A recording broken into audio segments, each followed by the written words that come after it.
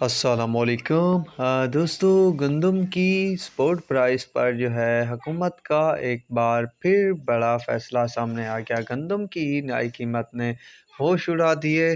دوستو، ویسے ہی گندم کی قیمتوں کے حوالے سے حکومت نے اچھے خاصے پورے پاکستان میں ہوش اڑائے ہوئے ہیں، پر ایک اور خبر نے نئی ہلچل پیدا کر دی ہے۔ وہ خبر یہ ہے کہ حکومت جو ہے گندم کی سپورٹ پرائس جو ہے لگ بھگ 3,000 روپے مقرر کرنے والے ہیں۔ اس بات کی آوازیں آ رہی ہیں۔ اس خبر کو سنتے ہی دوستو کافی حد تک جو ہے ہلچل دیکھنے کو ملی ہے، پر میں آپ کو بتاتا چلوں کہ حکومت کی طرف سے یہ بات بھی سامنے آئی ہے کہ گندم جو ہے انہوں نے خریداری کی ہے، جتنی بھی کی تھی وہ لگ بھگ 3900 روپے کے حساب سے کی ہے، اور وہ جو اب ریٹ طے کر رہے ہیں وہ اس قیمت کے مقابلے میں کافی کم ہے۔